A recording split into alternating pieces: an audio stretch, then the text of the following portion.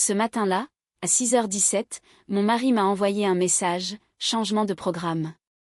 Tu ne viens pas à la croisière. Emma veut son vrai père. J'ai relu 2 fois. J'ai posé ma tasse de café sur le plan de travail. Ce même plan de travail que j'avais installé moi-même il y a 16 ans, un samedi où Emma était assez petite pour s'asseoir dessus et me passer les vis. Puis j'ai répondu en 4 mots, profitez bien du voyage. Et j'ai appelé mon avocat.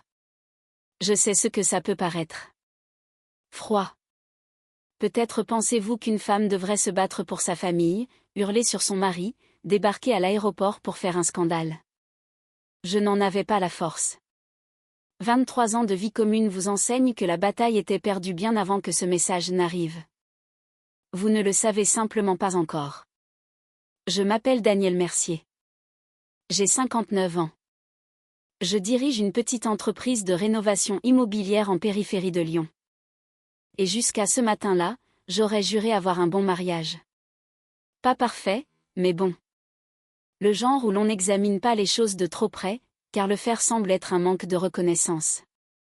Ma valise était déjà prête près de la porte d'entrée.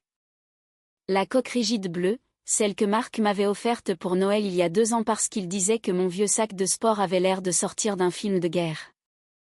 À côté, sur la table de la cuisine, il y avait une enveloppe Kraft que je n'avais pas encore glissée dans mes bagages. Dossiers médicaux, résultats d'examen, un dossier que je portais en moi depuis 3 mois, attendant le bon moment sur ce bateau pour l'ouvrir et dire à mon mari que j'avais la maladie de Parkinson. Cette croisière n'était pas juste des vacances. C'était censé être mon voyage de retraite. La première fois depuis des années que toute la famille serait réunie, loin des plannings de travail, des matchs de football des petits-enfants et de toutes les excuses que nous avions utilisées pendant une décennie pour ne jamais rester assez longtemps immobiles pour discuter. Je l'avais planifié pendant 8 mois. J'avais dépensé près de 26 000 € pour 2 cabines, les vols pour Marseille, l'hôtel la veille du départ, les excursions, les forfaits repas. L'assurance voyage avec la clause d'annulation, toute cause, qu'on achète quand on est le genre de personne qui prévoit toujours ce qui pourrait mal tourner. Marc n'avait été ajouté au groupe que quelques semaines plus tôt. L'excuse, c'était un dîner. Emma voulait dîner avec son « vrai père » avant le départ, juste tous les 3, rien de plus. Puis, au fil des discussions, Marc et Emma ont commencé à parler du fait que ce fameux père biologique n'avait jamais eu de vraies vacances en famille, qu'il avait manqué tant de choses, que ce serait l'occasion de lui offrir ce moment. J'imaginais qu'il viendrait jusqu'au quai nous faire signe de la main. Je visualisais Marc là-bas, les mains dans les poches, pendant que nous monterions sur la passerelle. Ce message m'a prouvé le contraire. Je n'ai pas jeté mon téléphone. Je n'ai pas frappé dans le mur, même si j'aurais pu réparer le placo en 20 minutes chrono.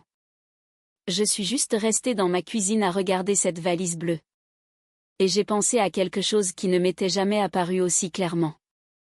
Pendant 23 ans, j'étais la personne qu'on appelait quand la voiture ne démarrait pas, quand le loyer manquait, quand quelqu'un avait besoin d'être conduit aux urgences à 2 heures du matin. Mais dès qu'une meilleure place s'est libérée à table, je suis devenue celle que l'on pouvait laisser derrière. Marc a renvoyé un message, « S'il te plaît, ne complique pas les choses. » Emma attend ça depuis toute sa vie. J'ai lu cette phrase 3 ou 4 fois. Et voici ce qui m'a blessée au plus profond, Emma n'a pas attendu ce père biologique toute sa vie. Elle m'a eu moi toute sa vie. Mais dans l'histoire qu'il se racontait, les années où j'étais réellement présente ne semblaient plus compter pour grand-chose. J'ai appelé Arthur Bennett. C'est mon avocat depuis près de 20 ans, depuis que j'ai lancé l'entreprise. Il m'a entendu demander beaucoup de choses, revue de contrats, questions de responsabilité, litiges avec des fournisseurs. Il ne m'avait jamais entendu demander ça. Je ne lui ai pas dit que je voulais me venger. Ce n'est pas mon tempérament. Et honnêtement, à cet instant, la vengeance n'était même pas le mot qui me venait à l'esprit. Je lui ai dit, je veux savoir exactement ce qui est à moi, ce qui est à lui, et comment m'en sortir sans enfreindre une seule loi. Arthur m'a dit de ralentir, de ne pas agir sous le coup de la colère. Je lui ai répondu, j'ai eu 23 ans pour prendre cette décision. Il n'y a rien d'impulsif là-dedans. Cette partie m'a surprise moi-même en la disant à voix haute, car c'était vrai. Je pensais discrètement à réduire mon train de vie depuis plus d'1 an. J'avais fait estimer la maison.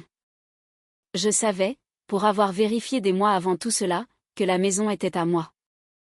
Je l'avais achetée avant que Marc et moi ne nous marions, et notre contrat de mariage était très clair, séparation de biens. Quand j'ai renégocié le crédit il y a quelques années, il avait signé des documents renonçant à toute prétention sur ce bien. Je ne l'avais pas fait par méfiance. Je l'avais fait parce qu'une bonne entrepreneuse prévoit la fuite du toit avant qu'il ne pleuve. Alors, quand Arthur m'a demandé si j'étais sûre, j'ai réalisé que la réponse honnête était qu'une partie de moi en était sûre depuis longtemps. Ce message n'a fait que sortir la décision de la pile des « peut-être ». J'ai ouvert le compte avec lequel j'avais réservé le voyage. Je ne pouvais pas récupérer ce que j'avais déjà dépensé. Pas tout, en tout cas. Mais je pouvais stopper ce qui n'avait pas encore eu lieu. J'ai annulé ma propre cabine, retiré les excursions à mon nom, bloqué la carte supplémentaire, retiré ma garantie sur le solde restant. J'ai cliqué sur le premier bouton.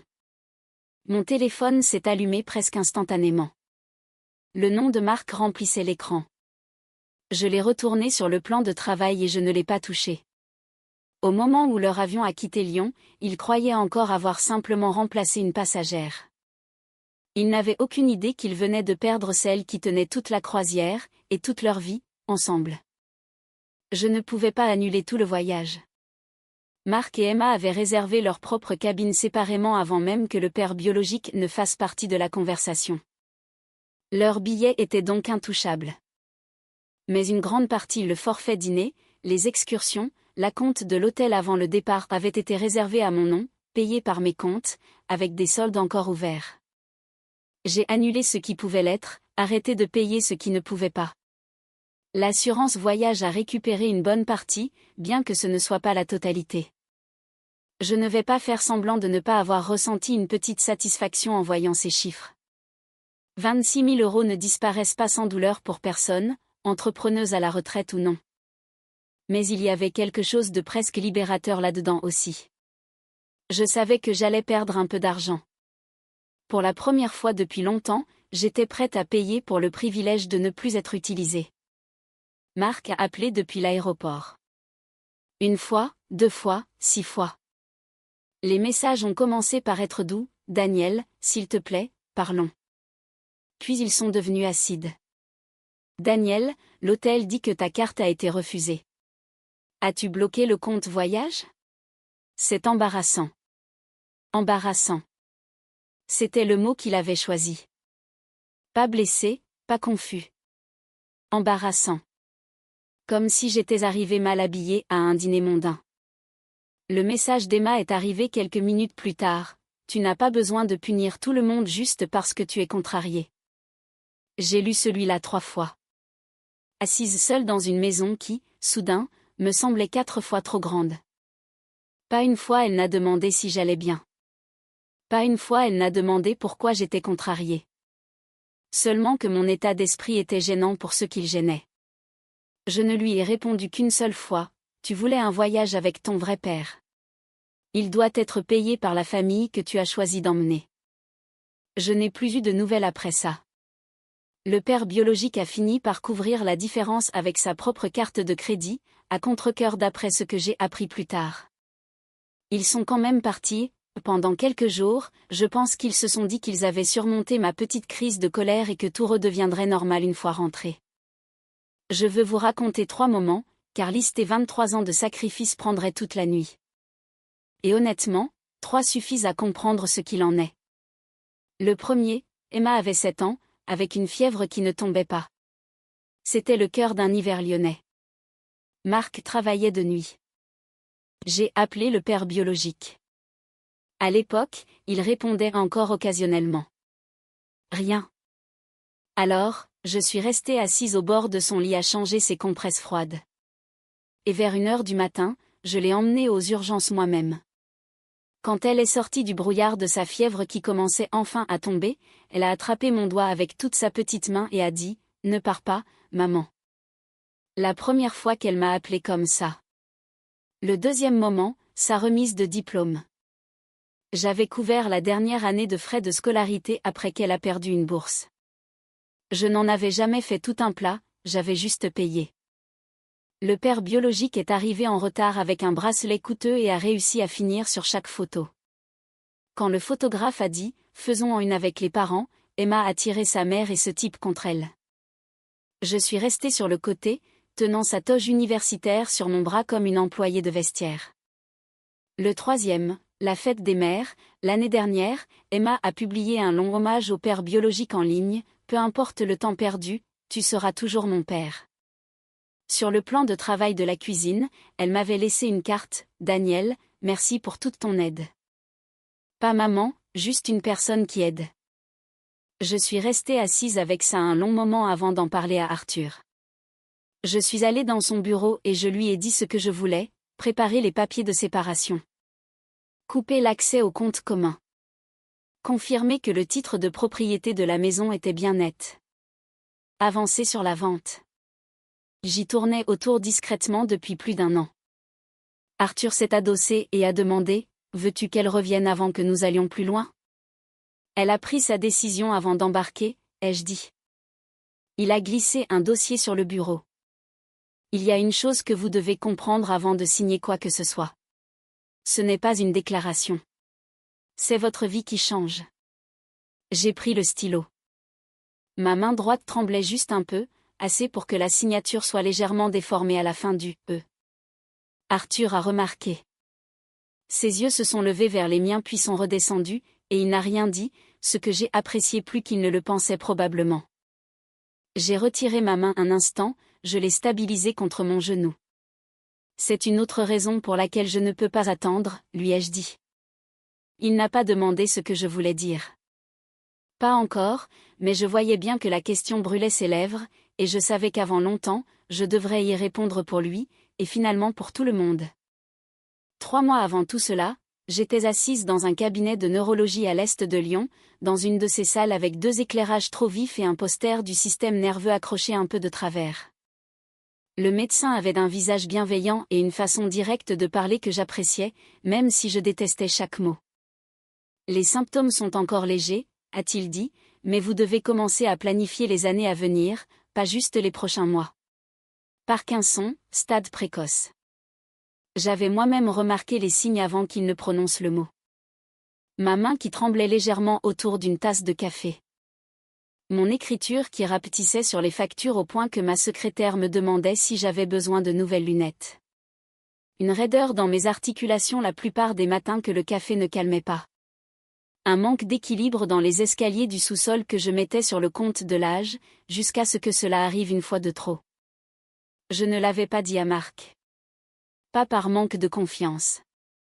Je voulais savoir exactement à quoi j'avais affaire avant de poser ce poids sur lui aussi. Je voulais des faits, pas de la peur. La croisière devait être le moment où je lui dirais, où je leur dirais, en fait, en asseyant aussi Emma, car un diagnostic comme celui-là touche tout le monde dans une famille, qu'il le veuille ou non. J'avais préparé mes bagages pour ça. Nouveaux médicaments glissés dans une trousse de toilette. Dossier de traitement plié dans l'enveloppe Kraft. Une liste de questions que je voulais aborder avec eux. Une feuille séparée listant les modifications que la maison pourrait éventuellement nécessiter, barre de maintien, peut-être un monte-escalier à terme, des portes plus larges. Je n'avais pas peur de la maladie elle-même, pas vraiment. Ce qui m'effrayait, c'était de devenir un fardeau. J'avais vu mon propre père perdre des morceaux de lui-même après un AVC. J'avais vu un homme qui réparait tout de ses mains avoir lentement besoin d'aide pour boutonner sa chemise. Je savais ce que cela faisait à l'estime d'un homme d'avoir besoin de ce genre de soins. Je pensais que Marc et Emma seraient mes piliers. Vraiment. Ce message sur le fait que le père biologique était le « vrai père » d'Emma a brisé quelque chose en moi. Et ce qui en est sorti, c'est ceci, il me voyait toujours comme celle qui était au service de la famille, non comme une personne qui pourrait bientôt avoir besoin que la famille soit à son service. Quelques mois avant le voyage, Marc avait remarqué mes mains trembler au dîner et avait demandé « Es-tu sûre d'être prête à prendre ta retraite ? Tu deviens agitée quand tu ne travailles pas. » Il n'a jamais posé de questions sur ma santé. Il a posé des questions sur l'emploi du temps, sur la routine qui pourrait changer pour lui. Je ne lui en ai pas tenu rigueur. Mais en y repensant maintenant, je comprends que j'avais ignoré beaucoup de petits signaux depuis longtemps, me disant qu'ils ne signifiaient pas ce qu'ils signifiaient pourtant clairement. Voici le moment qui a vraiment tout fait basculer. Pendant qu'ils étaient sur le bateau, Marc a accidentellement laissé une messagerie vocale tourner en parlant au père biologique. Il a dû appuyer sur « Appel » au lieu de « Raccrocher », ce qui a enregistré près de 2 minutes de leur conversation. Sa voix est sortie, détendue, presque amusée, elle va se calmer. Daniel fait toujours ça. Elle aime qu'on ait besoin d'elle, a demandé le père biologique. Et si elle ne se calme pas? Il a ri. Elle ne lâchera pas la maison.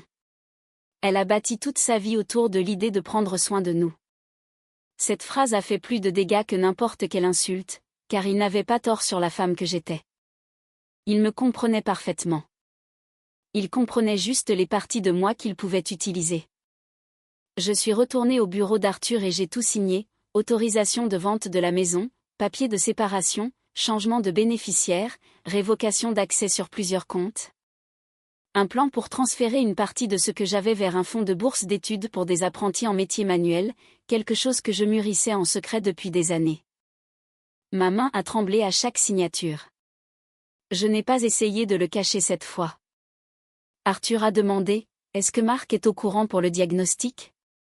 Non. Allez-vous lui dire? J'ai regardé ma signature, plus aussi droite qu'autrefois. J'allais le dire à ma famille. Je ne suis plus sûre d'en avoir une. Il m'a dit que la vente de la maison prendrait environ 3 semaines pour être totalement finalisée, pas une question de jours comme je l'espérais. C'est bien, ai-je dit. Et ils seront partis 11 jours. Le reste peut se faire par votre bureau pendant que je ne suis pas au milieu de tout ça. La croisière n'était pas assez longue pour effacer 23 ans de mariage. Elle n'était pas assez longue pour défaire la version de moi-même qui avait passé 2 décennies à s'assurer que tout le monde était bien traité en premier, mais elle était assez longue pour arrêter de protéger ceux qui avaient clairement montré, en 4 petites phrases un mardi matin, que cette protection n'avait jamais été réciproque. La vérité, c'est que je tournais autour de l'idée de vendre la maison depuis plus d'1 an avant même que ce message n'arrive. Emma était adulte et partie. La maison était trop grande pour 2 personnes, à plus forte raison pour une. Les escaliers m'inquiétaient chaque mois davantage, compte tenu de ce que le médecin avait dit sur les problèmes d'équilibre à venir. Et l'entretien d'une telle maison n'avait plus beaucoup de sens pour une femme sur le point de prendre sa retraite avec un revenu fixe, même confortable. J'avais déjà fait faire une estimation préliminaire, déjà discuté avec un acheteur local en numéraire qui avait montré de l'intérêt, déjà sorti le titre de propriété. Déjà organisé mes documents de séparation de biens dans un dossier dans mon armoire parce qu'Arthur aime que les choses soient organisées. Et franchement, moi aussi. Ce message n'a pas créé de plan. Il a juste mis fin à mon hésitation à utiliser celui que j'avais déjà. J'ai accepté une offre à environ 8% sous la valeur du marché en échange d'une vente rapide et nette. 18 jours, aucune réparation requise, pas des mois d'inconnus défilant dans ma cuisine pendant que je restais dehors en faisant semblant de ne pas regarder. 18 jours signifiait que je pouvais faire tout ça discrètement avant que quiconque ne rentre. Le bureau d'Arthur a géré les notifications correctement, email, courrier recommandé, copie numérique de chaque document, un calendrier clair pour que Marc organise son départ. Tout était en règle. Rien de sournois. Marc a vu l'objet de ce premier email alors qu'il était encore sur le bateau. Il m'a dit plus tard qu'il pensait que c'était juste moi qui essayais de lui faire peur pour qu'il m'appelle. Il ne l'a jamais ouvert. Il a écrit, on discutera quand je rentrerai. Ne fais rien d'enfantin. Je n'ai pas répondu à celui-là non plus. Quand les déménageurs sont venus, je veux être clair, je n'ai rien jeté. Je n'ai rien caché. Je n'ai pas touché un seul objet qui n'était pas à moi.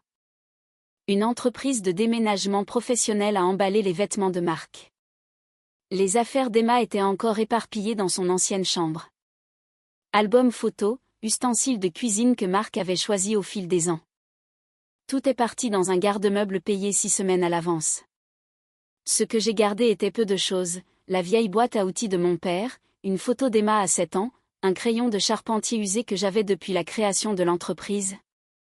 Une chaise en bois que j'avais construite de mes propres mains quand l'entreprise n'était composée que de moi et d'une camionnette. Mon dossier médical. C'est tout. J'ai laissé les gros meubles derrière, car l'acheteur avait accepté de les prendre dans la transaction. Plus simple, plus net. Il y a eu un moment qui m'a touché, cependant. Je suis entrée dans ce qui était la chambre d'Emma. Vide désormais, sauf pour les marques de crayon encore visibles sur le chambranle de la porte, 7 ans, 10 ans, 13 ans. Les tailles grimpaient le long du bois de ma propre écriture. À côté de la dernière, j'avais écrit « Bientôt plus grande que maman ». J'ai passé mon pouce sur cette ligne, mais je n'ai pas pris de photo. Certaines choses n'ont pas besoin d'être emportées pour être réelles. Elles vivent simplement là où on les a laissées. Mon voisin, Karl, est sorti pendant que le camion chargeait. Je le connais depuis presque aussi longtemps que j'habite cette rue. Marc est au courant, a-t-il demandé en désignant le camion. Son avocat l'est. Son email l'est. S'il est au courant, cela dépend de s'il a pris la peine de lire, ai-je répondu. Il a demandé où j'allais. Quelque part avec un seul étage et moins de pièces pour se sentir seul, ai-je dit. Je le disais surtout comme une blague. J'ai trouvé une petite location près du lac de Paladru. Plein pied, une petite véranda devant, assez proche du cabinet de mon médecin pour que les rendez-vous ne me prennent pas toute la journée, assez de place dans le garage pour la boîte à outils de mon père et une vieille barque de pêche que j'avais l'intention de retaper depuis des années. J'ai changé mon numéro de téléphone principal et gardé une seule adresse email strictement pour Arthur. La dernière chose que j'ai faite avant de rendre les clés a été de poser une enveloppe sur le plan de travail de la cuisine. Pas pour faire de l'effet, pas pour un dernier coup d'éclat. À l'intérieur, l'adresse du garde-meuble, les copies des documents légaux, assez d'argent pour couvrir 2 semaines à l'hôtel, et une lettre que je compléterai plus tard. J'ai verrouillé la porte une dernière fois et j'ai remis les clés au nouveau propriétaire, un jeune homme avec 2 enfants et un chien qui aboyait dans sa voiture. Il a serré ma main et m'a remercié. Je lui ai dit de prendre soin de l'endroit, et je le pensais aussi. Je ne les ai pas laissés sans rien. Je les ai laissés avec chaque avis légal, chaque possession personnelle, et chaque possibilité de prendre leurs responsabilités pour la suite. Ce que j'ai arrêté de leur laisser, c'était moi. Pendant que je signais la remise des clés à Lyon, ils étaient encore en mer. Et pendant quelques jours, au moins vu de l'extérieur, tout ressemblait exactement à ce qu'Emma avait toujours dit vouloir, cocktail au bord de la piscine, dîner élégant avec nappe blanche. Une photo d'Emma debout entre sa mère et le père biologique, légendé, le voyage en famille qu'on aurait dû faire depuis des années. Je ne suis pas allée chercher tout ça. Karl m'a envoyé une photo avant de se raviser et de s'excuser. Ne m'en envoie plus, est tout ce que j'ai dit, et il ne l'a plus fait. Mais les fissures apparaissent vite quand la personne qui tient tout ensemble s'en va. Et le père biologique, c'est-il avéré, n'avait jamais été celui qui tenait quoi que ce soit dans cette famille. Il avait couvert les frais supplémentaires avec sa carte de crédit, mais les plaintes ont commencé presque immédiatement. Il évitait les notes de restaurant quand il pouvait, refusait de payer le forfait internet du navire, disait à Emma qu'elle devrait payer ses excursions elle-même, devenait visiblement irrité quand Marc évoquait doucement ce à quoi pourrait ressembler leur situation une fois rentrée. Un soir au dîner, Emma a évoqué un souvenir de quand elle avait 12 ans, un séjour à l'hôpital, 3 jours, un flou de néons et de moniteurs qui bipaient. Le père biologique a souri et a dit « Je m'en souviens ». Dans quel hôpital, a-t-elle demandé. Il ne savait pas. Moi, oui. J'avais dormi sur une chaise en plastique dans cette chambre pendant 3 nuits d'affilée. Marc a ouvert l'email du bureau d'Arthur le 7e jour du voyage. Elle a essayé de m'appeler. Le numéro ne répondait pas. Elle a appelé Arthur, et il lui a dit calmement, « Toute communication doit passer par votre avocat ». Elle a raccroché, secoué, mais a essayé de le cacher à Emma pour ne pas gâcher la fin de la croisière. Le père biologique lui a dit de ne pas s'inquiéter, elle bluffe. Les femmes comme Danielle ont besoin qu'on s'occupe d'elles. Elle rentrera dans le rang quand tu seras de retour. Cette phrase a sonné étrangement pour Marc, bien qu'elle ne puisse pas dire pourquoi au début. C'était presque mot pour mot ce qu'elle avait dit elle-même dans ce message vocal, que je ne partirais jamais vraiment, que j'avais bâti toute ma vie autour du besoin d'être nécessaire. L'entendre sortir de la bouche de quelqu'un d'autre, dirigé contre elle cette fois, a semblé changer quelque chose. Pour la première fois, je pense qu'elle a réalisé qu'ils m'avaient tous les deux regardé de la même façon, comme une femme trop molle pour vraiment partir. Emma a découvert l'histoire de la maison par accident, en apercevant les papiers ouverts sur le téléphone de sa mère. Elle a vendu la maison parce qu'on a pris papa, a-t-elle dit, tranchante, en colère. N'appelle pas cet homme « papa » comme ça en ce moment, a rétorqué Marc. Emma s'est tue. C'était la première fois, je crois, que le mot lui semblait pesant dans sa propre bouche. La première fois qu'elle remarquait qu'appeler quelqu'un « papa » n'était pas gratuit. Cela avait un poids.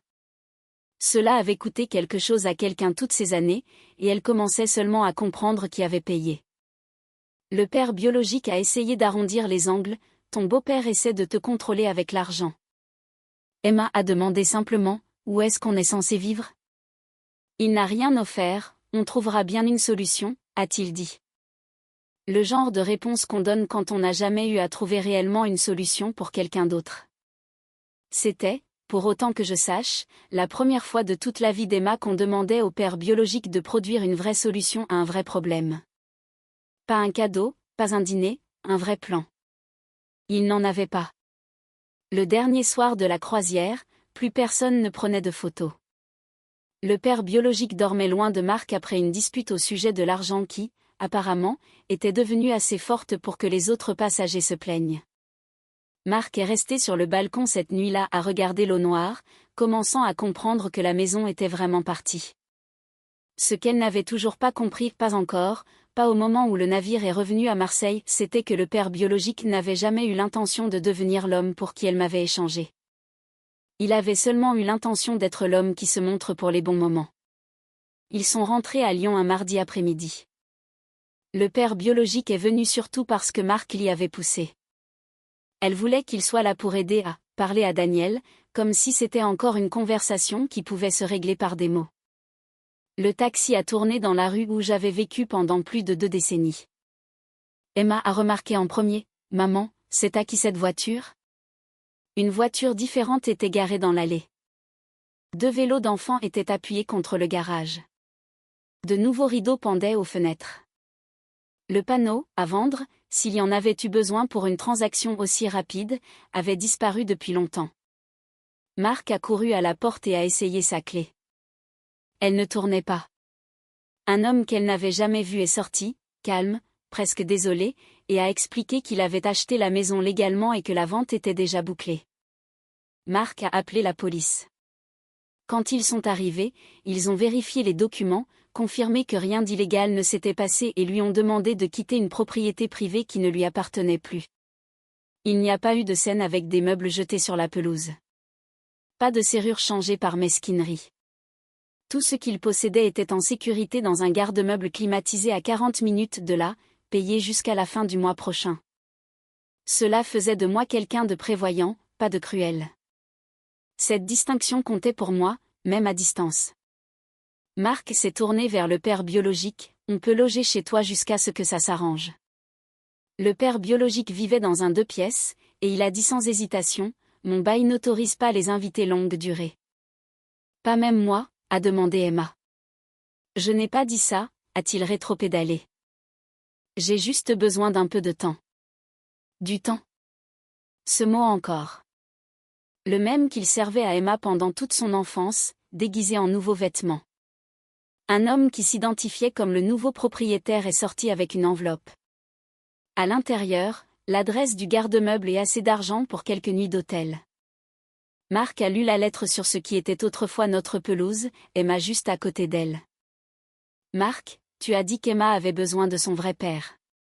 J'espère que cet homme deviendra celui que vous croyez tous les deux qu'il peut être. Je n'ai pas vendu votre foyer. J'ai vendu la maison que j'ai achetée avant notre mariage, entretenue pendant 23 ans, et que j'avais déjà prévu de quitter car ma santé change. Vos affaires sont en sécurité, payées jusqu'à la fin du mois prochain. Arthur a inclus chaque document dont vous avez besoin. J'ai passé la majeure partie de ma vie d'adulte à croire qu'être fiable finirait par faire de moi une famille. Votre message m'a montré qu'à vos yeux, j'étais toujours celle que l'on peut écarter dès que quelqu'un de plus important revient. Je ne vous souhaite aucun mal, mais je ne financerai pas une vie où je suis traitée comme une option temporaire. Prenez soin l'une de l'autre. Daniel. Marc s'est arrêté à la ligne sur ma santé qui changeait. Elle a repensé à mes mains qui tremblaient au dîner, à la façon dont j'avais commencé à éviter les escaliers, aux rendez-vous médicaux dont j'avais parlé vaguement, à la croisière de retraite que j'avais si soigneusement planifiée. Qu'est-ce qu'il veut dire par « sa santé change » a demandé Emma. Marc n'avait pas de réponse. Pour la première fois en 23 ans, elles réalisaient toutes les deux que j'avais eu une vie intérieure dont elles n'avaient jamais pris la peine de poser assez de questions pour la découvrir. Le père biologique a essayé de rejeter la faute, elle a tout planifié. C'est de la manipulation. Emma s'est retournée vers lui, calme mais incisive. Quel médicament prenait-elle? Le père biologique ne savait pas. Quel médecin voyait-elle? Il ne savait pas non plus. Qu'est-ce qu'elle faisait comme travail avant de lancer sa propre entreprise? Rien. Le père biologique n'avait aucune réponse. Emma a réalisé, là, debout sur cette pelouse qui était la sienne, que son père, non seulement ne connaissait pas Daniel, mais qu'il ne la connaissait presque pas, elle non plus. Quel était le nom de mon école primaire, a-t-elle demandé. Il n'a pas pu répondre, et quelque chose sur le visage d'Emma a changé de façon permanente. Le père biologique est parti peu après, invoquant un travail urgent. Marc et Emma se sont enregistrés à l'hôtel que j'avais payé. Et cette nuit-là, Emma s'est assise au bord du lit, tenant une vieille photo sortie d'un carton du garde-meuble, elle-même à 7 ans, endormie sur mon épaule après ce séjour à l'hôpital, il y a toutes ces années.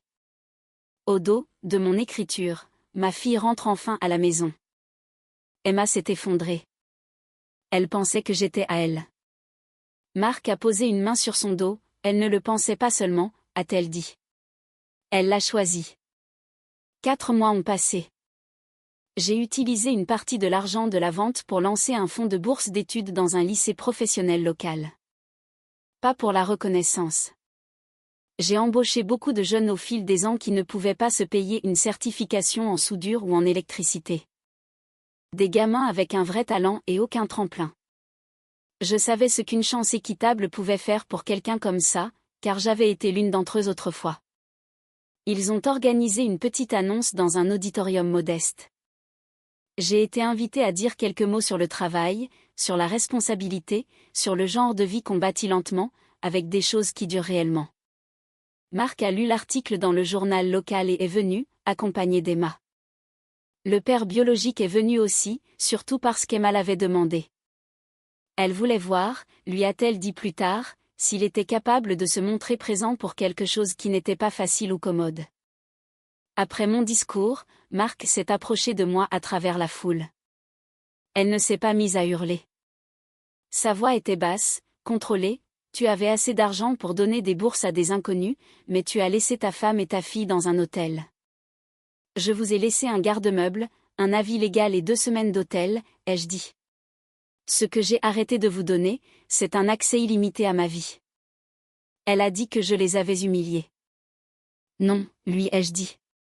J'ai arrêté de cacher les conséquences d'une décision que tu as prise dans un texto, à voix haute pour que tout le monde puisse voir. Emma s'est approchée. Maman, a-t-elle dit. Je ne suis pas devenue froide. Je l'ai regardée un long moment avant de parler. J'adorais t'entendre m'appeler comme ça quand tu avais 7 ans, ai-je dit. Ses yeux se sont emplis de larmes. J'étais stupide. Tu étais assez grande pour choisir, lui ai-je dit. Cela signifie que tu es assez grande pour comprendre ce que le choix a coûté. Elle m'a demandé de revenir, pas dans le mariage, juste dans leur vie, comme avant. Je t'ai aimé comme une fille pendant 23 ans, ai-je dit. Mais t'aimer ne m'oblige pas à continuer d'accepter la place que tu décides de me donner. C'est là que le père biologique est intervenu comme s'il en avait le droit, ça a assez duré. Emma a 2 mères. Je n'étais pas intéressée par un débat sur la biologie. J'ai juste demandé, qu'est-ce qu'elle a étudié à la fac? Mauvaise réponse. Quelle nourriture ne pouvait-elle pas manger après son opération à 12 ans? Rien. Emma lui a demandé d'arrêter, mais il a continué, blâmant Marc de l'avoir tenu à l'écart toutes ces années. Marc a répondu à ça, juste là, devant tout le monde, je t'ai appelé pendant des années. J'avais des problèmes, a-t-il dit. Emma l'a regardé, stable cette fois, Daniel avait des problèmes aussi. Elle est venue. C'était vraiment le moment où tout s'est posé. Pas une révélation dramatique, pas de scandale, pas de retournement, juste un fait simple et calme, exposé au grand jour là où tout le monde pouvait le voir. Le père biologique avait un titre. J'avais une histoire.